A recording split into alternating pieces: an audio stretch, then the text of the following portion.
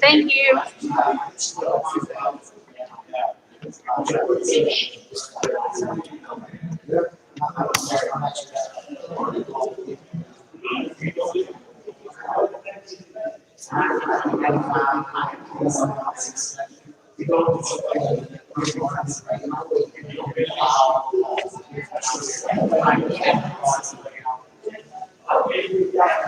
Do you need to talk to them, Michael?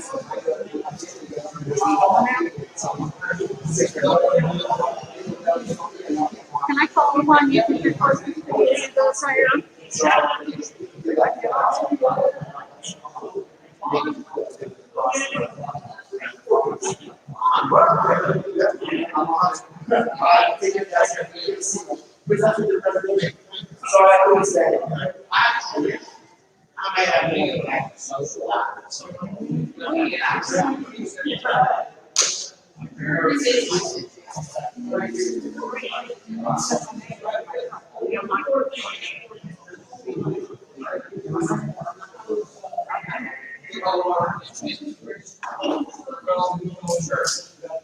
How are you, dear? Good about you? Good. How's camping? Good. It was fun. Good. I missed that. That's when I was in Minnesota. We camped. Yeah. Well, this time of year it's not, but I mean, it was actually the first night was pretty cold, and then the next night it's almost too warm. Anything you need from me? Not that I can think of. I still do not have access to Club Runner. Shirley Penix Evans has confirmed what my email address is. She's trying to reset my password, and I've tried to reset my password. You have that for us? Yeah, I'll take a look at it. So, well, then we had crisis in the office this morning. So, I would say that actually, do you want to do the Q&A since Johnny's not here? Do you want to put that on there? It's just asking some questions. I mean, it's just so who would want to do? she does it so well, though. Okay. Will you find somebody to? Okay.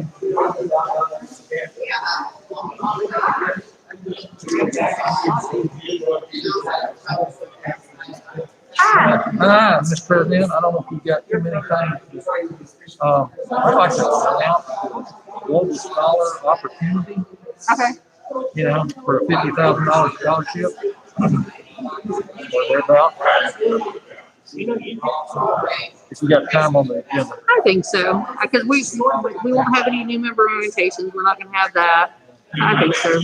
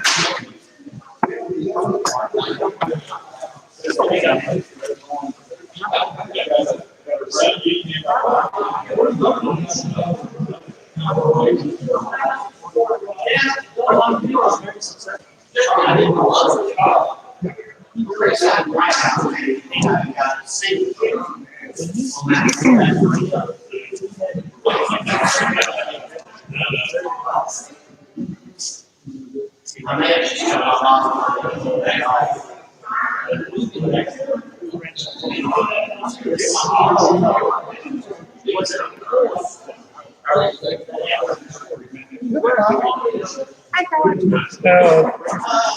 You remind me if you all haven't voted for the president of the United States, yep, I got it on my list. Thank you. Thank you.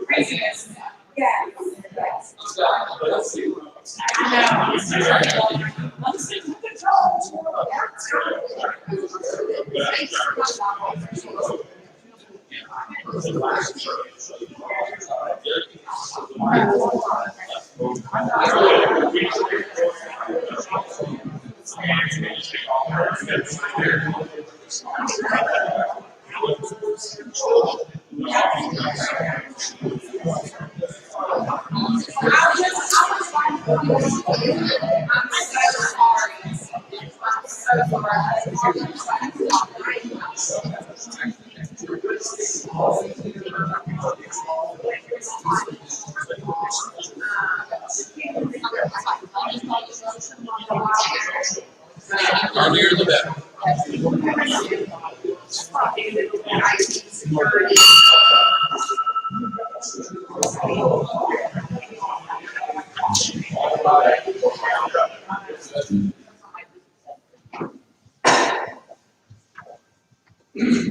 I have a prayer this morning. This afternoon. Glad all of you are here. Let's start going together. Our great God, in whom we live and move and have our very being, we thank you for this opportunity to gather together as leaders in our community to better serve our fellow man. We ask you, Lord, to bless the board and our president of the South Hollywood Rotary Club, that you help us to do our very best to live up to the charge which the organization asks us to do so. We ask you, Lord, to bless each of the families and each of the businesses represented here. Help us always do things in accordance with thy will, as found in your wonderful word, the Bible. We thank you in Jesus' name. Amen. Amen. Allegiance to the flag of the United States of America and to the republic for which it stands, one nation under God, indivisible, with liberty and justice for all.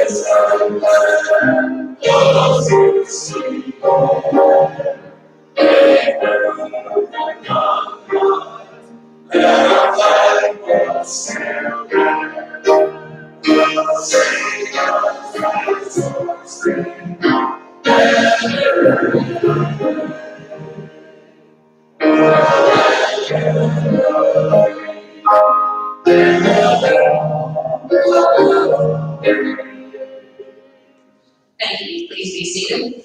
Thank you, Tricia, for always making this sound so much better. I thought it sounded pretty good today. We had our key singers back. Courtney, are you ready to introduce our guests? I think you might be. Here. Okay, we have a visitor. She's not here on. Well, it's not official. It's not official. It's not official. Yeah, we have to vote.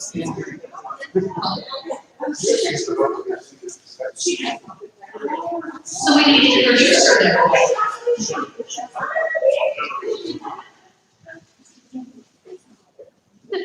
We have Lisa Hottie from Look Networks that was recently bought out by Iconic IT, who has submitted her application for membership.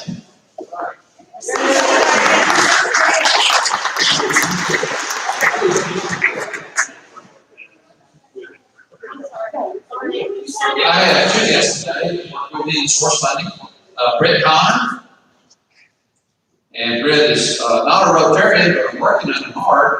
And David Jones, who is past president of the Rotary Club of Tiger. So, welcome. I'll introduce my speaker in a few minutes. And I think the gentleman in the blue, are you visiting the Rotaries? Yes, multi-times. Multi-times, that's what I thought. What's your name? I'm Kerry Phillips. I'm relocated to Thailand from Wyoming, Idaho.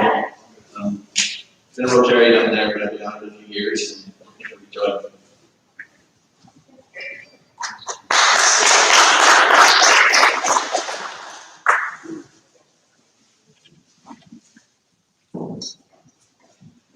Bill Coates, you have a moment for us? Sure. Roll it. I got you at the right time. Clean it up the mess here. Thank you, Diane. Hey, good afternoon, everybody. The Dallas Cowboys played their first game of Mount Stack Prescott tonight at home, Monday Night Football against Arizona. The Cowboys can't stop anybody before they can shoot scores. We'll see how Andy Dalton with TCU does as their quarterback and starter. No reason why they can't continue to score. They're good offense, not very good defense. But the kid they're playing against is interesting. His name is Kyler Murray. You follow high school football here in Texas. He's more than a little bit of a legend.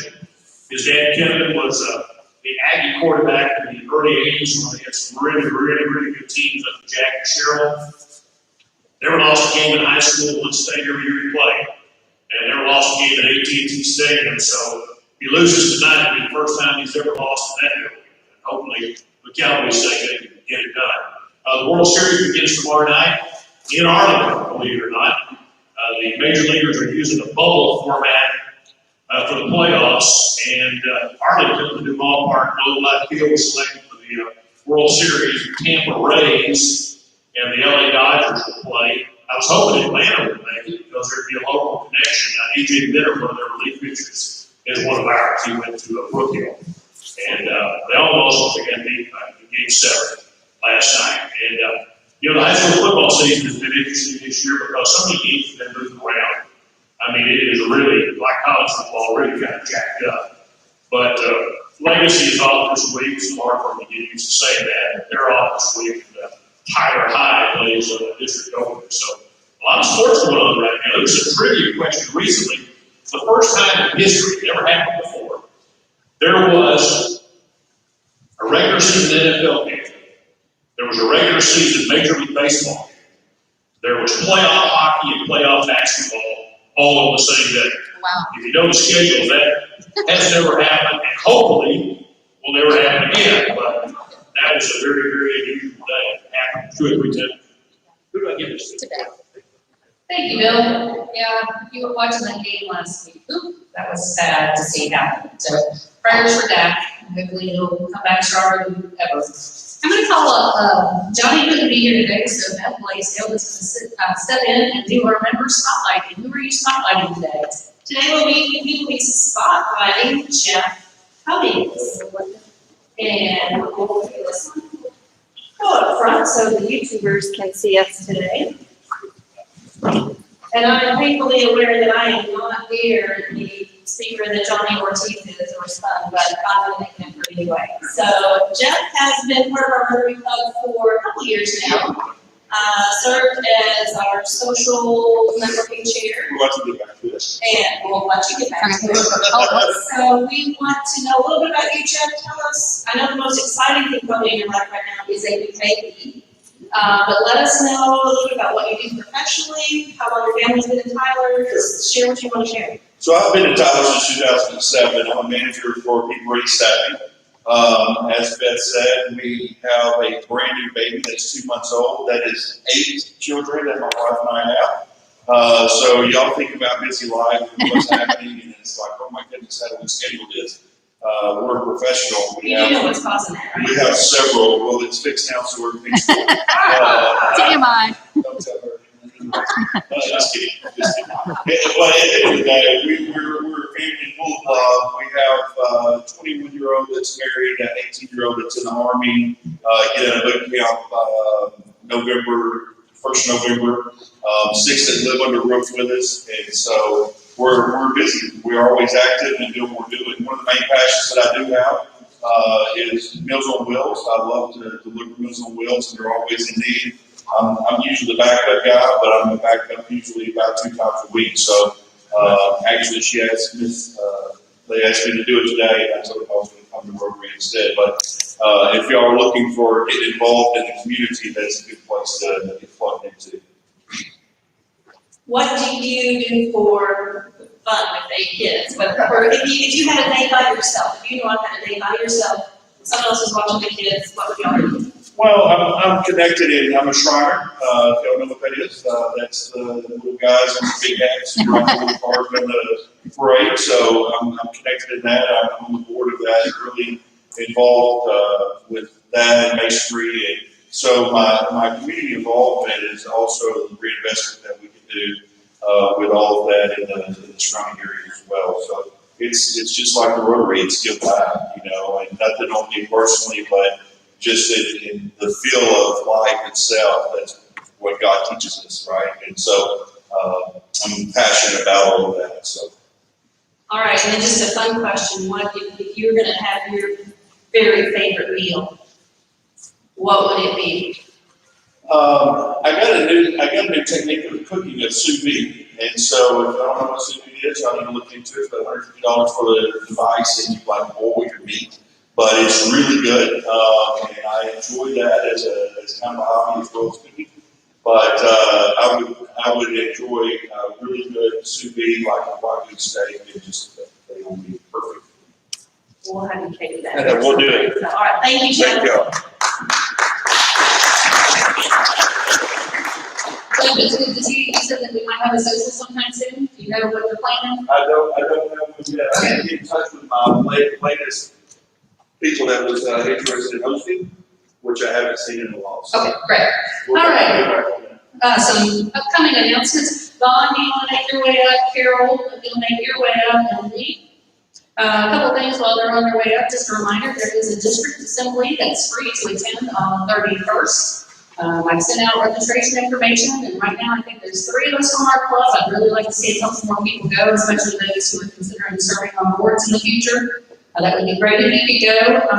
We are putting together a nominating, speaking of boards in the future, we have a nominating committee that will be setting forth our nominations for the next officers. Beth is already president-elect, so she automatically becomes president at the end of my term. But we will be electing the president nominee who becomes president-elect, as well as the secretary and treasurer, Jeff Johnston, Tom Seal, and Amanda Fulmer are leading up that committee. If you have an interested in serving on the board, please let one of them know, and they will bring forward.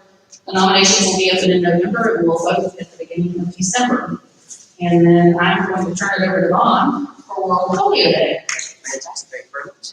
All right, so yes, hopefully this morning, if any of you got an email from me through the Rotary page about our big coming up.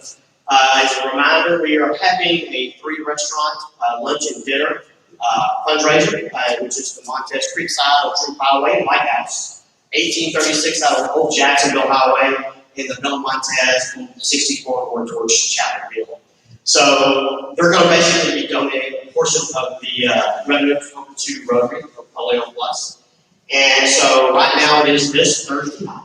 It will be from 11 o'clock until about 8 o'clock to go through that dinner hour. I am starting to put out things on Facebook, Rotary, LinkedIn. If you know me or you see any of that, I would appreciate you either doing it on your own or sharing my information to get it out to as many of our colleagues, our families, our friends, just to encourage them to come have lunch or dinner at one of those 3 restaurants. As far as help, we're going to have tables at each location with information about Polio Plus. I think I've got 1836 filled up. I've got everything but the lunch hour at Middle Montez filled up. And I still need help at Creekside in White House. Tom Seal has volunteered the dinner hour. And so just if you know of anybody or if you can, I would appreciate it. I have a list still here with me. Or contact me. Tell me if you or someone else you know can help out a little bit. Does that answer all those questions? I think so. Make sure you take time to have lunch or dinner with us. That's all I can say. Because you're going to spend the money no matter what. One more question, just for clarification. Those venues are not open for lunch on a regular basis, correct? I don't know that answer to that question because I'm always at 1836 for lunch. I know Villa is. I don't know about Montez. Montez Creekside is not. So you have to. I will check with them. I got to recap with them anyway, and I will change it if I have to. But we'll find out for sure. And along those lines, we are asking each of our members to consider a contribution to Polio Plus. We set a goal of $25 per person. Obviously, you can do more than $25. John Hart is our foundation treasurer, and he has a credit card swiper. We have him with you today? No. Okay. Well, Next week. So you can see John Hart to make a donation. You can also go to Facebook. I set up a Facebook fundraiser, so you can make a donation there. You can make a donation to Polio Plus anytime. We're just trying to make an impact this week since World Polio Day is on the 24th. I'm going to turn it over to Carol to talk about the canned food drive and working in the food bank. This month, our project is the East Texas Food Bank. So we're collecting canned goods. Next Monday from 5:15 to 8:15, we will be at the food bank doing our community service volunteer work. I talked with them this morning. They've changed things up, and I will have information next week. But you have to go online and register if you're going to go and work that evening. Also, you have to wear masks, you have to wear closed-toed shoes. And they've changed the entrance. You go into the second driveway, and at the back they have a new volunteer center, and that's where we'll go then. But I'll have some brochures out next week with all that information on it. So bring your canned goods.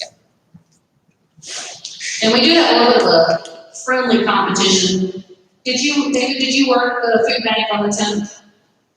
My understanding is the Tyler Rotary Club, how many pallets or packages, like 700 or something packages put together during that time? I want to beat that number. Tell them I'm going to beat it. So, but I can't do it by myself. I mean, Carol and I can't do it by ourselves. So please sign up. 5:15 to 8:15 in the food bank. And I'm going to turn it over to Lee for a quick announcement. How many of you know some graduating seniors from college? Did you know that Rotary has a global scholar program? Our district, on the last couple of go-rounds, we sponsored people to Oxford, England, and over to University of Auckland and Auckland, New Zealand. Last gentleman was a biomedical engineer. It was about a $50,000 scholarship. We get half the money from Rotary International, and the district matches that. That's part of where your Rotary Foundation money goes. So we're coming up on the season to take applications. We'll probably have a panel in January, February to do the interviews. But if you know of a graduating senior that is going after a master's degree, this is for a master's program, a one-year program typically, is what Rotary will fund. Let me know. Let's get that opportunity in their hands. It's a wonderful program. You can go to Rotary.org and Google or search the Global Scholar Program to get more information on it. But it's basically their whole master's is covered. And so travel, room and board, tuition, the whole 9 yards. So it's a wonderful program.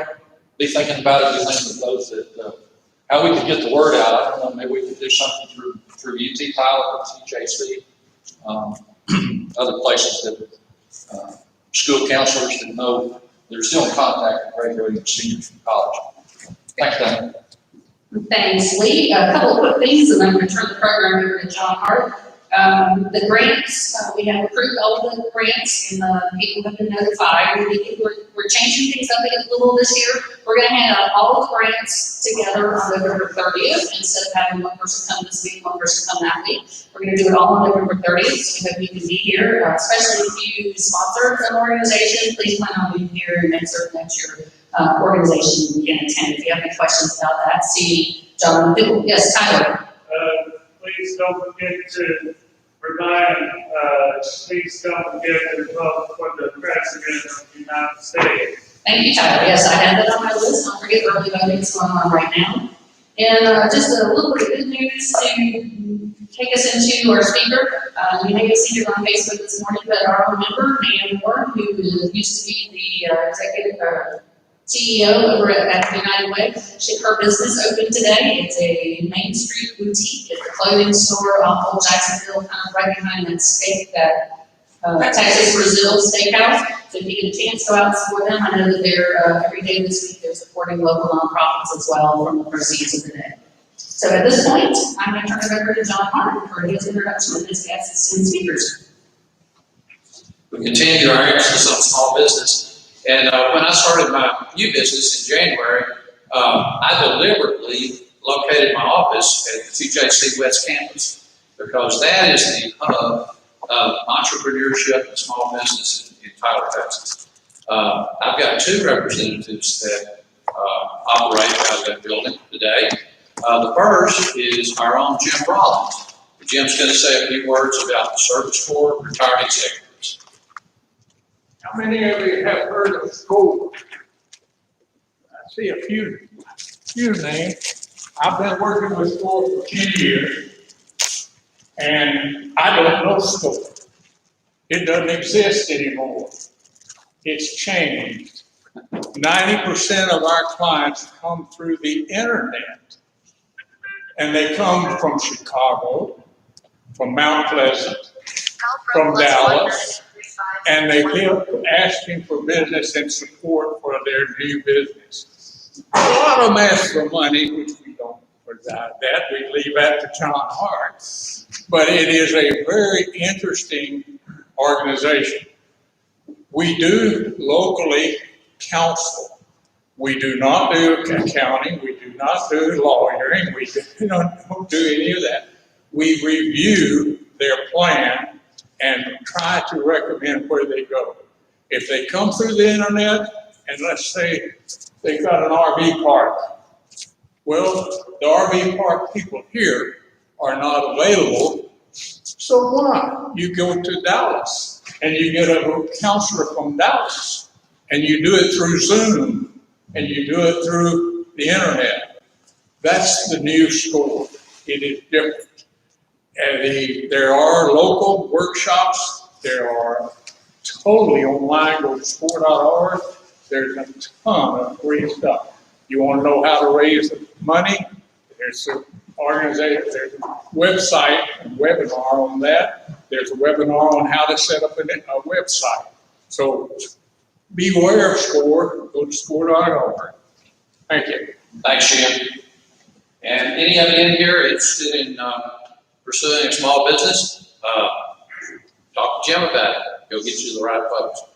The other organization that's based in the TJC West Campus is an organization I've worked with for years. I mean, probably 20, 25 years. And that's the Small Business Development Center. Small Business Development Center is funded by the Small Business Administration and Tyler Junior College. And today we have Don Proudfoot, who's the director of the Small Business Development Center. You were all able to see the information on Don on our email that Diane sent out. But I was so impressed with part of that I want to read it again.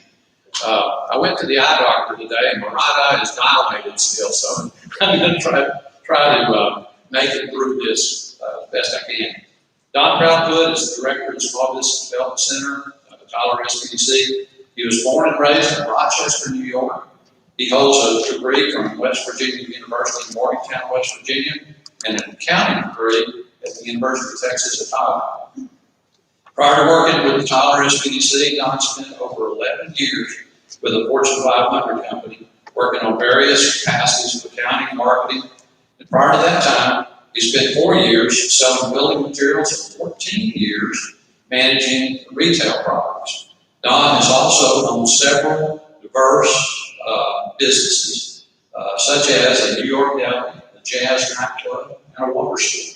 So he is truly an entrepreneur. So when you go see Don, he's an entrepreneur coaching you on how to be an entrepreneur. Don started as a counselor at TJC in 1996, and 1 year later became director. And this is why I'm reading this. He currently oversees 3 advisors. Since being with the Tyler Small Business Development Center, he has advised 5,263 clients and helped 815 loan clients qualify for a total of $242 million in loans plus their equity contributions.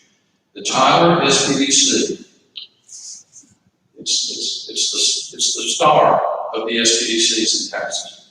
It recently received the 2020 SBDC award, SBDC of the Year award from the North Texas SBDC region for achieving and exceeding all goals for 2019 year.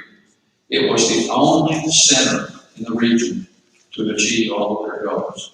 Tyler SBDC also set a new record for North Texas Region Center for the amount of infusion, $36 billion in loans that clients were able to obtain based on their services, plus their own equity contributions. Don served for 20 years on my board of directors of Greater Texas Capital Corporation, and you're still serving, right? And so I introduce to you my friend and partner, Don Proudfoot.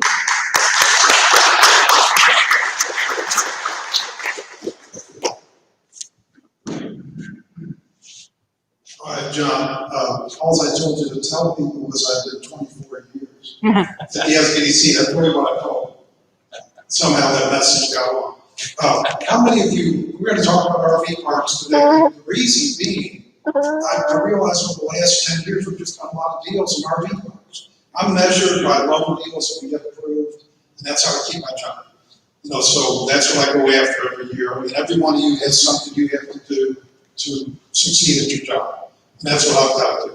So these RV parks became very important to me because they helped me keep my job.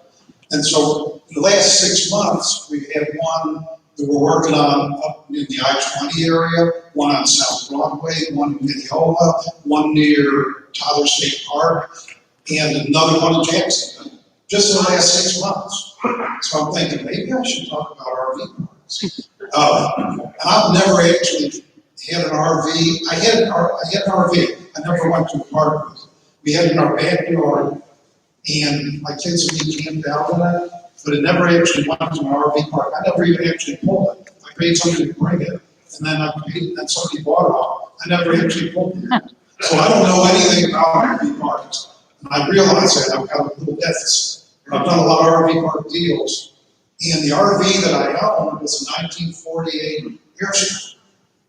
You know, this was like 20 years ago when you could buy them cheap. And then somebody told me this morning, they said, a 1958 just sold for 60,000. What did you sell yours for, Don? 1948. I think about 3,000. Yeah, and I don't really want to talk to that because I'm like, I must really be bad at business. I did make money on it, I just obviously didn't make that much.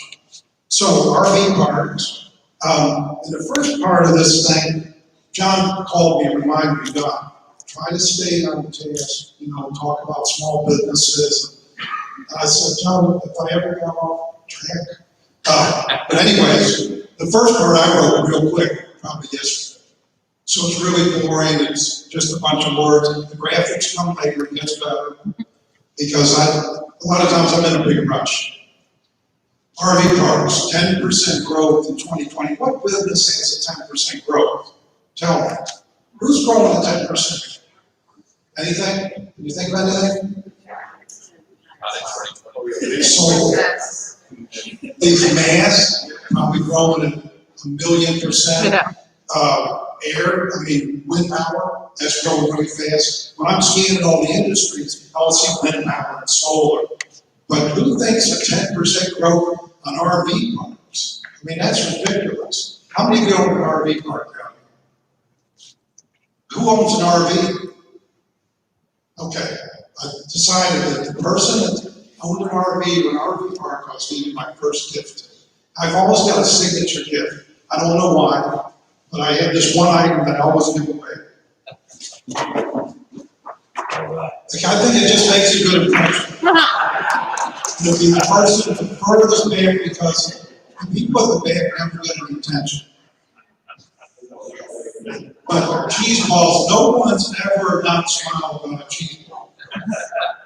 Okay, so 10% growth. What kind of investments do you have? You got stocks, right?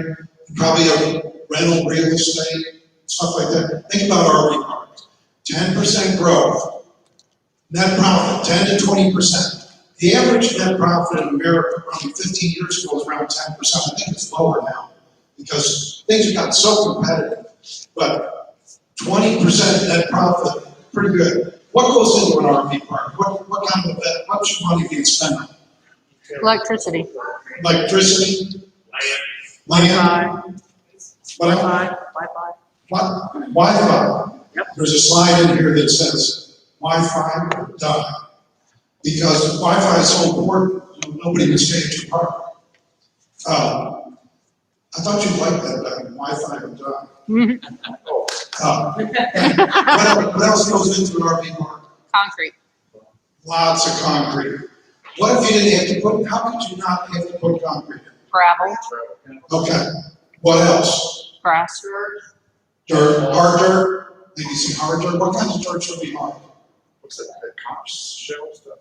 Okay, conch shells. How about iron ore? A lot of iron ore around here. You get a piece of land, you didn't need any concrete.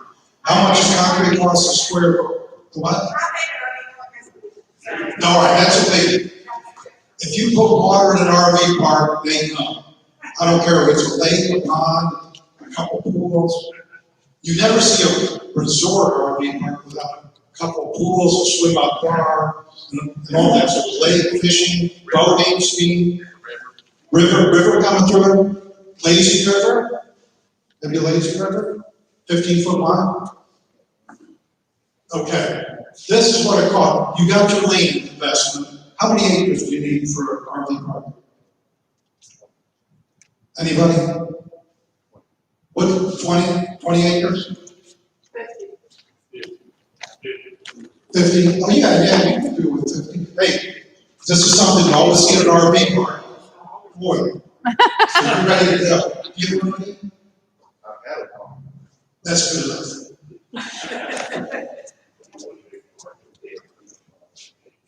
Let's go back to that a second. 50 to 50K spot. A lot of the RV parks we're seeing are about 30 spots. So how much is that just for the RV spots?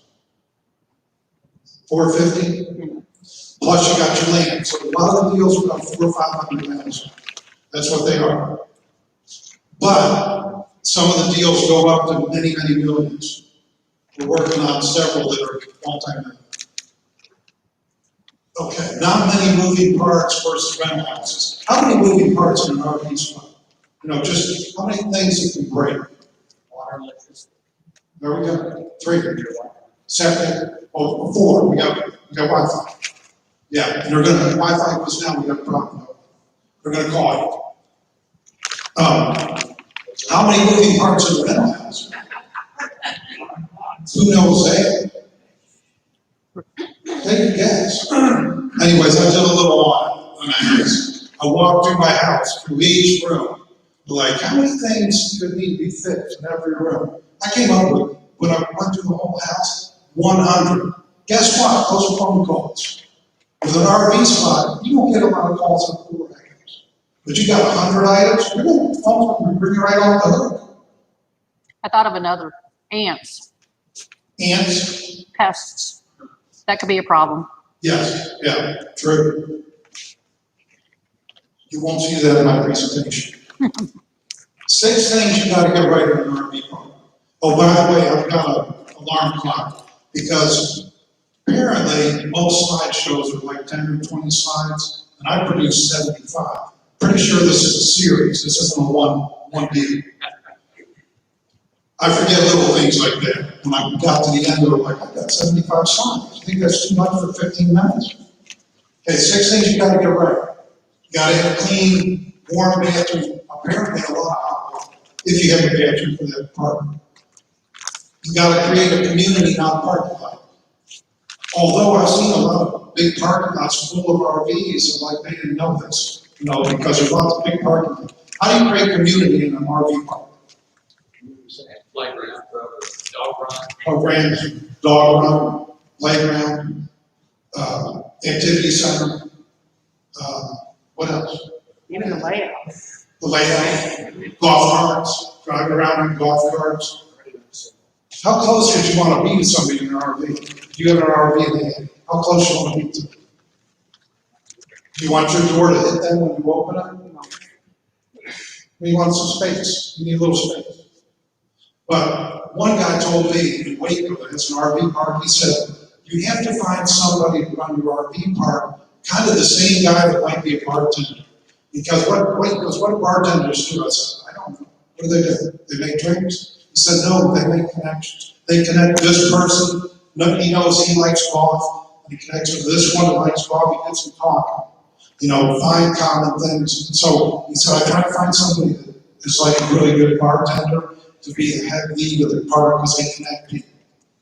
I thought that was very interesting. Picnic table. Apparently picnic tables are one of the top 6 things you gotta have. You gotta have a picnic table. Generous terms, full disclosure. Apparently when you sign papers and stuff, they can nickel dime you on a lot of little add-ons. Some people don't like that.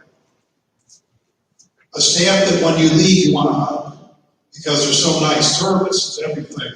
One person was telling me earlier this morning that when they go to RV park, the people even, like it was raining, they brought them firewood, dropped it off at the RV, just little things. All that service.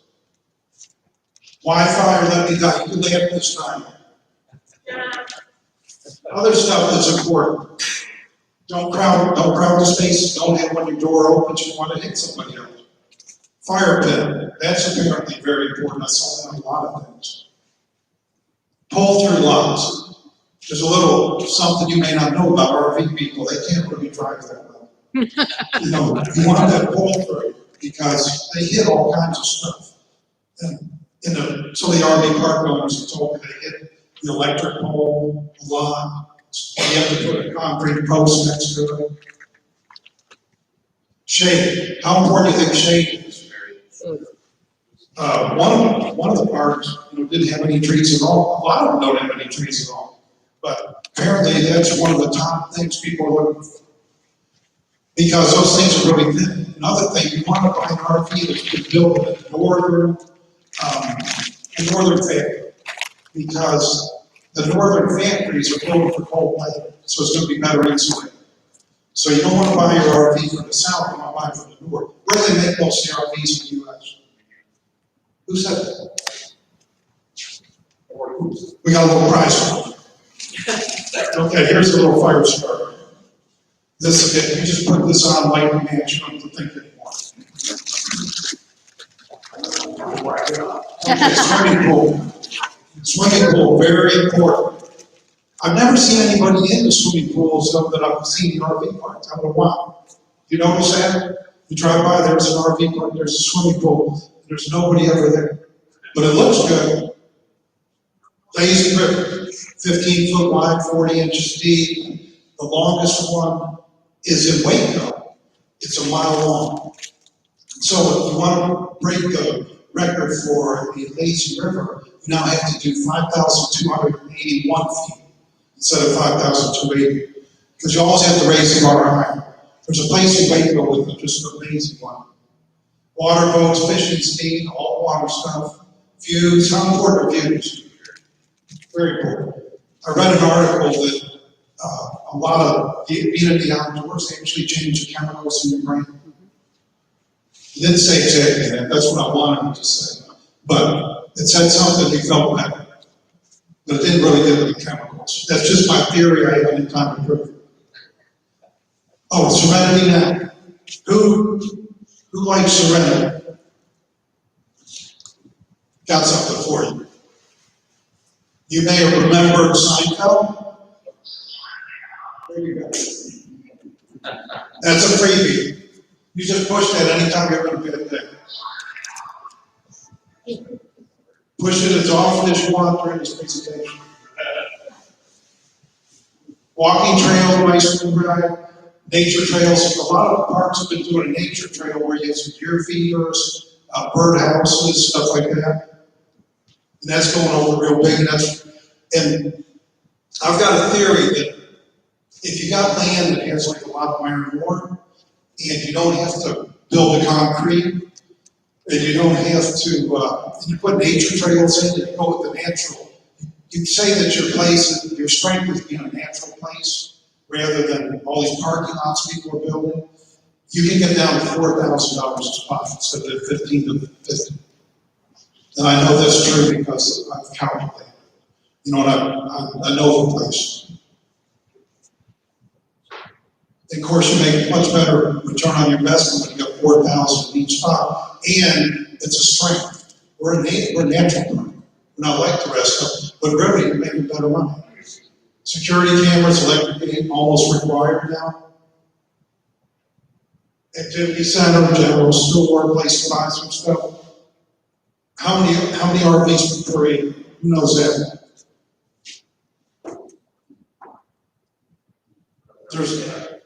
Who knows what that is? Did we already go over that? No. 20. Okay, 20's wrong. 40's wrong. 4. 5's wrong. 4. Okay, 10. Who said that? Okay, hang on. I've got something really special for you. This more like if you're ever cold tonight, here.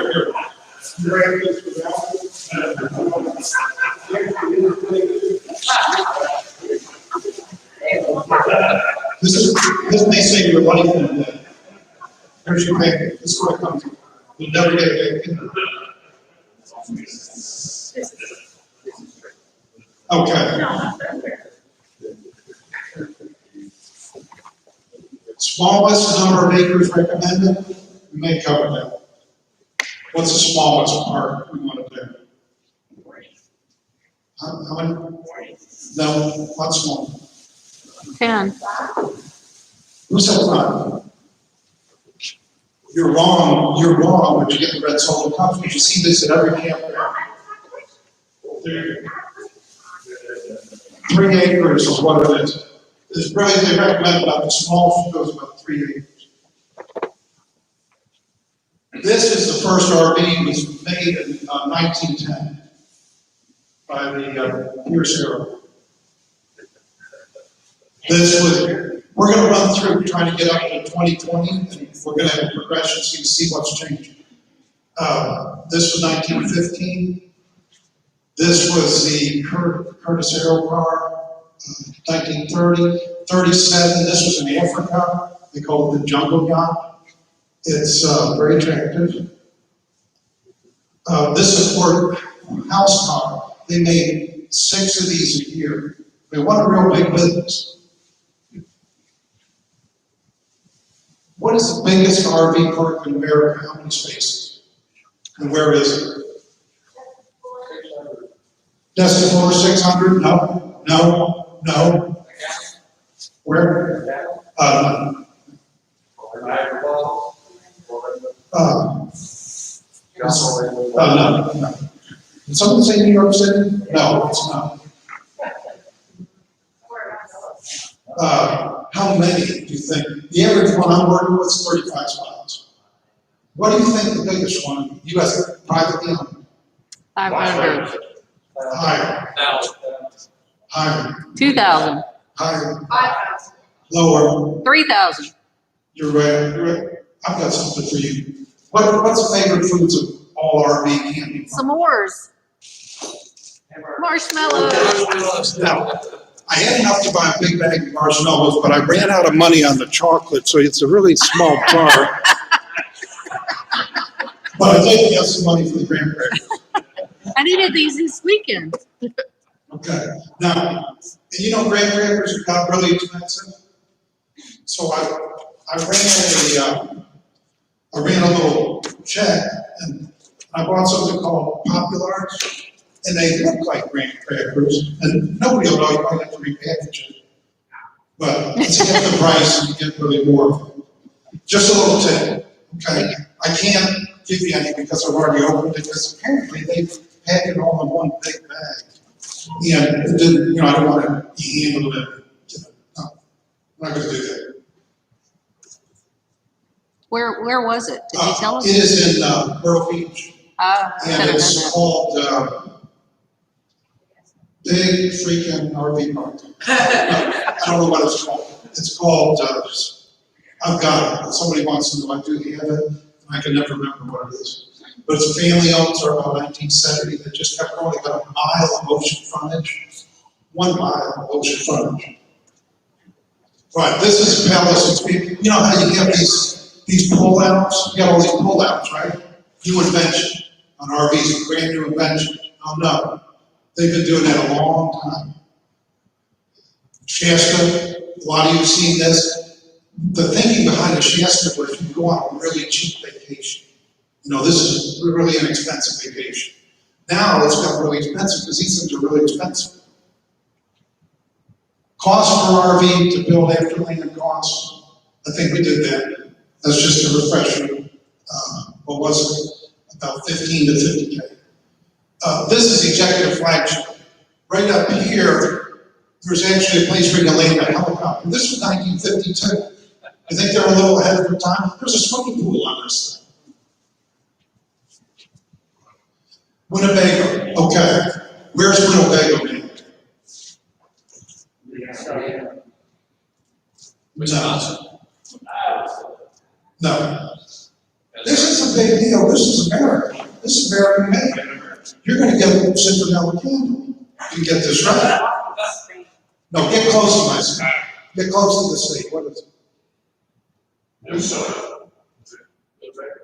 Iowa. South Dakota. Arizona. Iowa. Is that right? Yeah. Do you want the Citronella Candle? Yeah. Okay. We have some YouTubers that were really smart. Ocean Lakes Family Campground is the largest. I know. And Rich Davis said Forest City, Iowa is where Winnebago's made. Yes. Yes. That's right. Congratulations, Rich. Thank you, Rich. I know. Most expensive RV. So, We got this, no. Citronella Candle. I'm saying too big. There is, it's up for 2. How much? 3,000? Oh, no. What is it?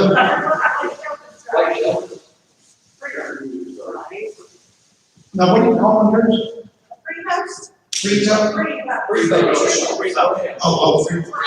No. Anybody else? oh, Tyler has his hand up. Yeah. You know, they usually change it change the bus into RV. Yeah, it's not one of those, but it's, this one's made, original. It's not made in the US, unfortunately. This is what we say it is. This thing's made in Austria. I've got a picture of it coming up, not there. I think that's not it. That's not, it's $3 million. Who's at 2.5? Anybody?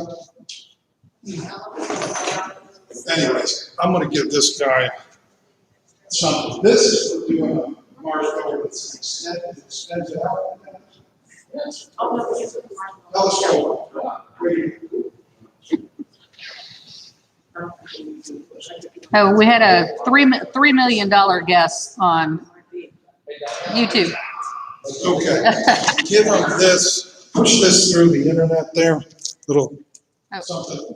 Tiffany, Okay, hang on. and this was about 1970. This is what you get, Tiffany. 1973. I know somebody in the sport group, Jim Rollins, Fred Husband has one of these.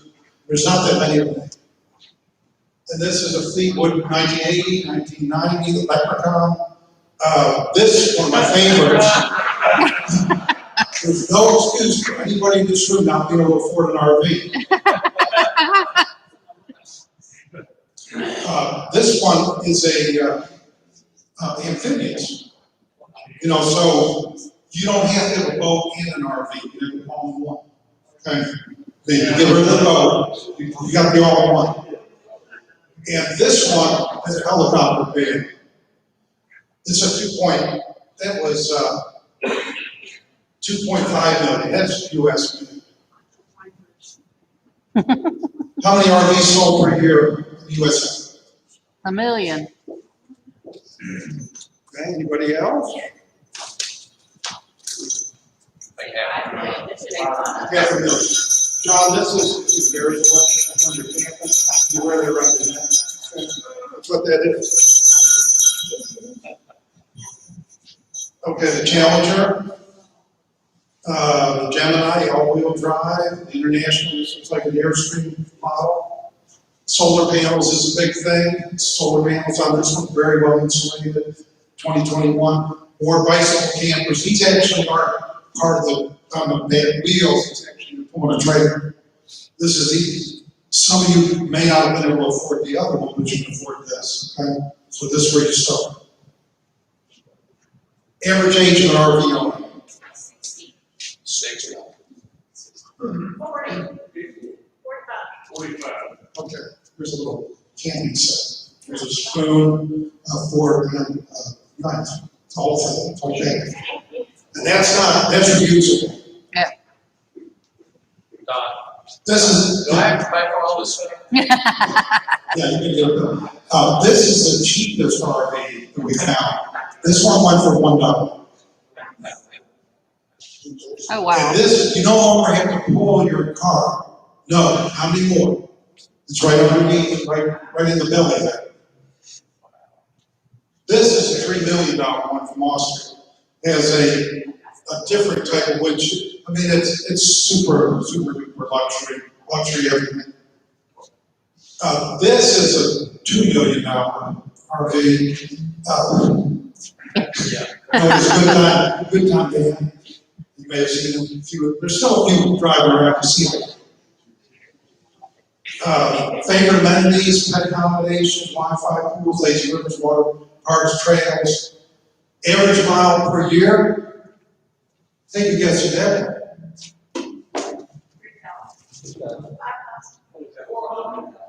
Keep going. It's higher than you ever dreamed. There you go. Who's that? Do you talk all the time? Okay. You get a lighter for your charcoal. How many miles was it? 45,000. She got pretty close. Most RVs are like 35, 40, and the baby boomers and Generation X behind 9 million families. 1 million are full-time, which is a new trend. And a lot of people are now starting to live in RVs. Why do you think they're living in RVs? No work weekend. You know what? Work weekend. They can do both. Okay. All right, good. Who said the first thing? Who said no property tax? I'm out of time.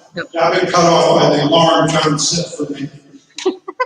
Well, Okay, and then the people sit real close. You get money? You get pretty much. Electrical cut, hamburger.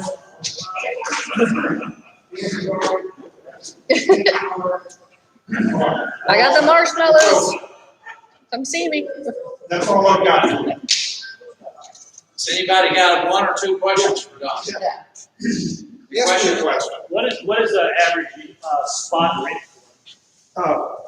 That's very good. That was on my original one. Somehow it got lost. About $30 to $80. Although I talked to somebody this morning that spent $120 on the spot and as low as $14. You know, so the 30 to 80, but for instance, I've got one client right now doing 45 night, 2 night minimum. But 45 is real common anymore. It didn't used to be. It used to be about 30 just a few years ago. But like everything, it just got more expensive. What, any other questions?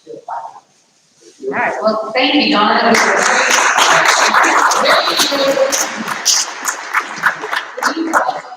You also draw. And the last four numbers are. Okay.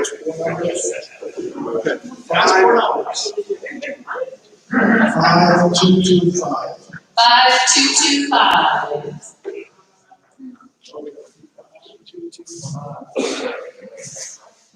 5225.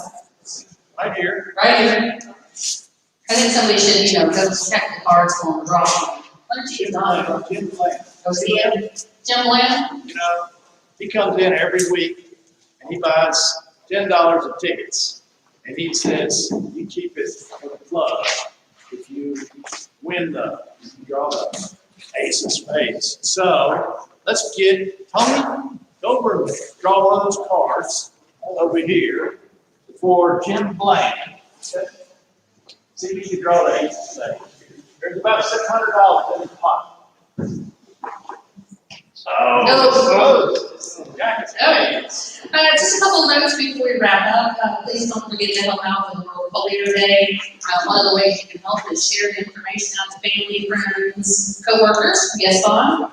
I did verify, thanks for the question, that the Creekside Montez and White House is not open till 4 o'clock on Thursday. Okay. Really, all we got to worry about is the 5 o'clock dinner, and we know that we have Thomas Hill to begin with, so really just maybe one more person potentially. Great, thank you. So for those of you on YouTube, Montez Creekside will not have lunch service on Thursday the 22nd, so we're always looking for dinner service volunteers. Don't forget to sign up for the food bank. I'm going to share 2 quick things. This was apropos that we were talking about all this camping stuff, because I actually just went camping this weekend and really had a great time. And as Don said, it just frees your mind. It was very peaceful and quiet and just what I needed after a stressful week. But I will say that we had 3 different trailers, total trailers, not RVs. We had 3 different trailers with us. One was an old drivable Winnebago, small one that had been turned into a trailer. So the first front wheels and the engine were not in there anymore. And then the other 2 were ladies in my outdoor club who actually built their own Bardo trailers. And so those were really neat. Can I say one thing really quick? Yes.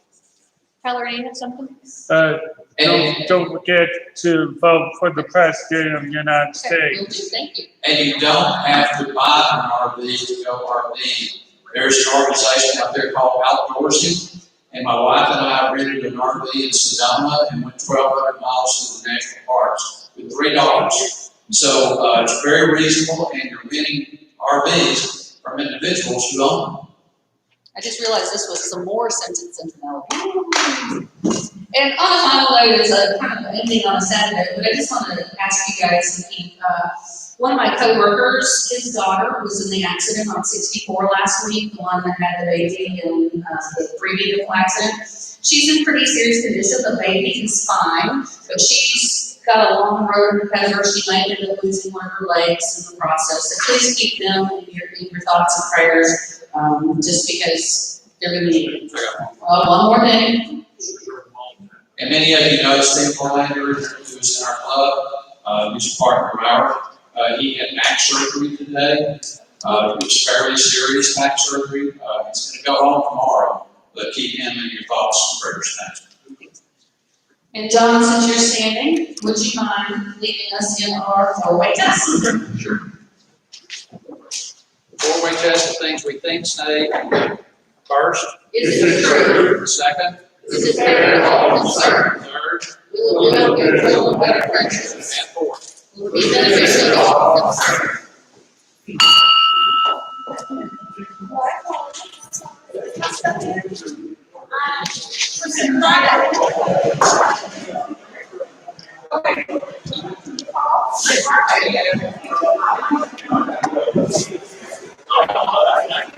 You have to go through 3 coaches.